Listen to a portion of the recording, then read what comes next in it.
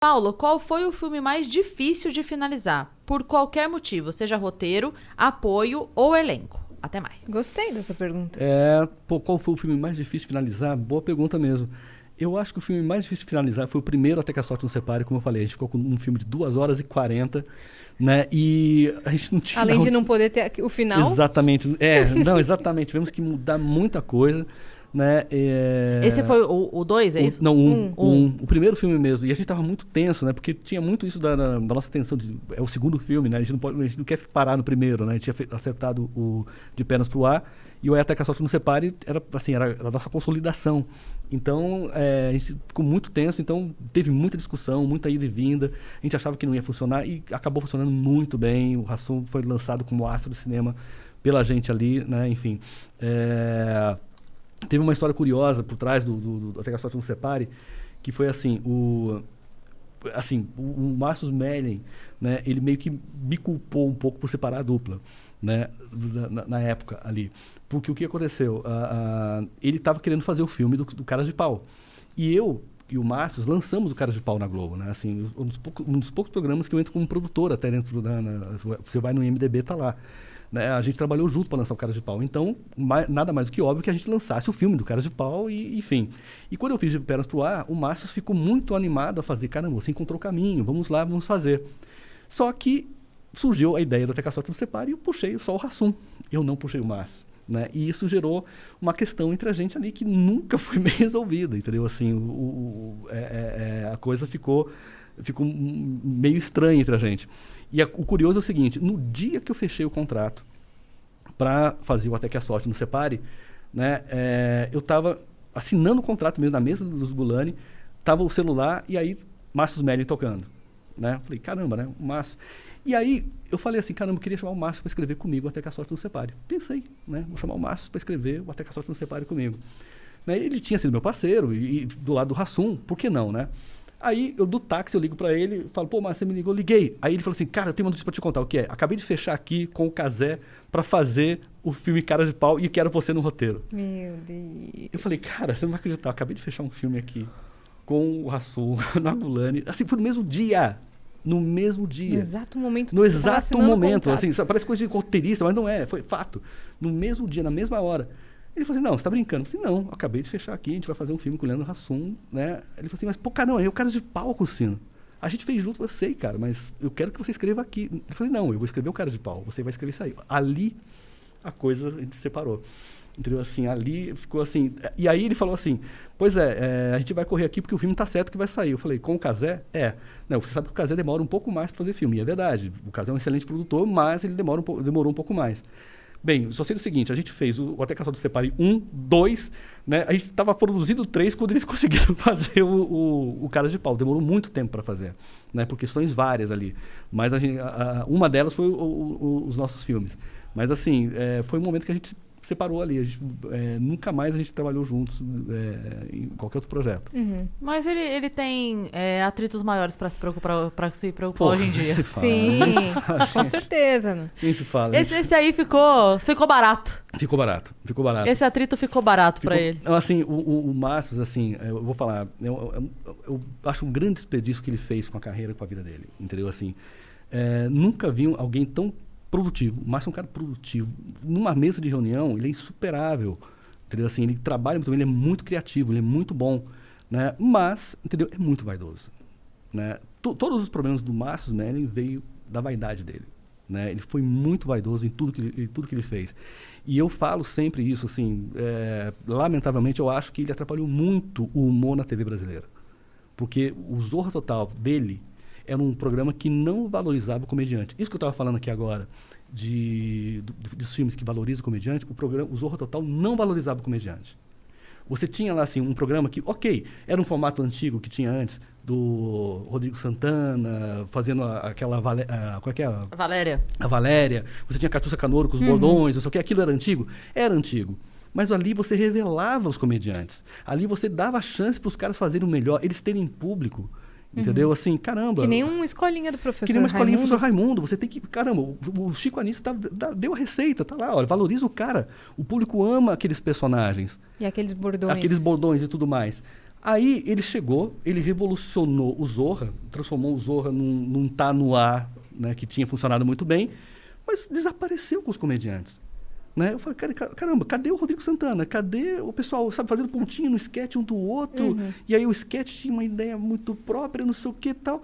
Eu falo, caramba, ele escondeu os comediantes. Né? Então, assim, o Zorra dele ficou 3 anos no ar, não revelou um nome. Um nome. Você não tem um nome revelado. É verdade. Entendeu? O Maurício Sherman, com todos os problemas que tinham o Zorra anterior, né, revelou, assim, Catiúcia, revelou, como falei, o Rodrigo Santana, revelou o Rodrigo Fagundes. Maria Clara Gueiros. Maria Clara Gueiros, que teve um quadro bombado, assim, virou um nome nacional. O Nelson Freitas valorizava, colocava... Nossa, eu gosto demais do Nelson Freitas também fazendo comédia. eu amo, Nossa, exatamente. Queria, inclusive, conversar aqui com o Nelson Nossa, Freitas. seria o maravilhoso. Nelson é sensacional. Num sábado pra começar 2 da tarde E vai até meia-noite. e até meia-noite. O Nelson conta histórias sensacionais e o Nelson é naturalmente engraçado. Então, caramba, ele deu espaço, o Sherman deu espaço pro Nelson Freitas e tudo mais. O Zorra do Márcio Smelly escondeu os comediantes. Ah, ganhou o M. Cara, tudo bem, mas... Na sketch do que...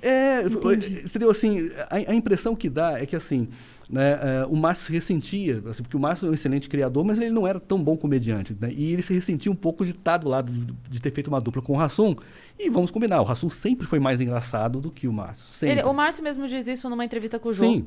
Ele fala, eu escrevia pro Hassum brilhar. Pro Hassum brilhar, é isso. Agora, ele escrevia pro Hassum brilhar, mas quando ele teve um programa na mão, ele não fazia os comediantes brilharem. Né? Eu vi uma entrevista do Niso Neto falando de como os acordos ali não foram cumpridos entre os atores, que eu falo, caramba, isso não sabe, isso não está certo, entendeu? E assim, em 3 anos, você pode ver, qual é o programa de humor que tem hoje na Globo? Nenhum. Foi uma terra arrasada depois daquilo.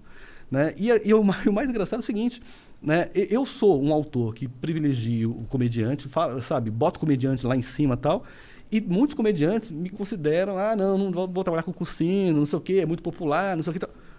E eles gostam do Márcio Smelly, que escondeu os comediantes. Eu falei, cara, o pessoal puxava o saco do Márcio e o Márcio escondendo os caras. Eu falei, qual é a graça aí? É ganhar o prêmio M? Sabe? Não sei. Então, assim, ficou realmente um cenário de terra arrasada e o Márcio tem grande participação nisso. Né? E eu sempre penso assim, é um desperdício. Ele tinha tudo na mão para realmente fazer algo melhor. A TV brasileira ter mais programas de humor, ter mais lugar de trabalho para revelar comediantes, para chamar comediantes para trabalhar. Sim. Revelar nomes. Não revelou. Não revelou um nome. Ficou só na panelinha, ficou só na turma. Desculpa, não sabe... Desculpa, eu sou da escola Chico Anísio, de valorizar. Eu sou da escola do Carlos Alberto de Nóbrega. Sim, a praça. Entendeu? A praça que revela... Caramba, a gente precisa... Não à toa tá há 20 anos aí. Não à toa... Não, renovando elenco. E renovando elenco. E não à toa, por exemplo, a gente pega o Maurício Manfrini, botamos no cinema, tá lá. Né? A gente vai trabalhar agora com a Marley Cevada. Jura? Sim. Ai, que A gente ama a Marley. A gente vai fazer um filme agora que chama, o título provisório é Vizinhos, que é um filme em que o Leandro Hassum vai ser vizinho do Maurício Manfrini e o Maurício é casado com a Marley Cevada, uma personagem maravilhoso. Maravilhoso. E eu sempre fui fã da Marley, né? Você acha a Marley ela é maravilhosa. Uma comediante completa. A gente fez grupo junto um tempo. Foi, verdade, é verdade. A gente tinha um grupo de comédia juntas. Aqui nessa mesa amamos e respeitamos Marley Cevada.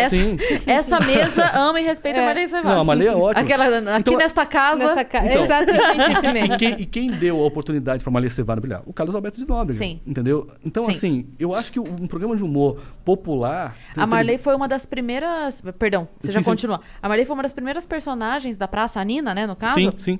Que escrevia o próprio roteiro. Uhum. Sim. Porque normalmente tinha o roteiro do pessoal de lá. Sim, do Magalhães, do pessoal... Tudo, ela foi uma das primeiras pessoas que conseguiu que a personagem tivesse o roteiro escrito por ela. Sim. Uhum. E ela faz também o sangue brilhantemente Exatamente. bem. Não, brilhantemente bem. Sim, continue, desculpa, é que eu te cortei. Não, é isso, entendeu? Assim, eu acho que hoje você não tem, na maior emissora brasileira, né, a Rede Globo, você não tem um programa de humor. Né? E quando é que isso vai ser resolvido? Né? A última notícia que eu tive lá de dentro, né? Eu vejo isso com muita pena, gente, porque é aquela coisa, eu fiquei 20 anos na Globo, né? Quase 20 anos, saí um pouquinho antes de completar 20 anos. E me fiz dentro dos programas de humor. Né? Esses espaços sumiram. E isso é muito grave, porque o que acontece? Não se formou mais autor de comédia na TV aberta, que entenda o público de 40 milhões de pessoas que tem uma TV aberta. Então, o que acontece? Hoje, a gente fala de uma certa crise do humor, da comédia, passa por isso, porque não tem espaço para trabalhar, você não treina ninguém. Né? Aquela coisa assim, eu me fiz, por exemplo, no Sai de Baixo, que era um programa pé lá embaixo, né? Público ao vivo ali, assim. Era uma... Caramba, a gente tinha que funcionar, não tinha meia piada. Né? Você tinha que fazer o roteiro funcionar, você tinha que fazer a piada funcionar. Hoje você tem muita coisa em canal a cabo, muita coisa que não funciona e ninguém não sabe se funciona ou não. Entendeu? Então o roteirista não é preparado, e aí quando vai para o longa-metragem, fazer cinema e tal, não acerta e não sabe por quê. Cara, não compreende o público, né? Não tem espaço para trabalhar. Total. Então é muito, assim, eu vejo como muito grave, na verdade, a TV brasileira, a maior emissora brasileira não tem um programa de humor.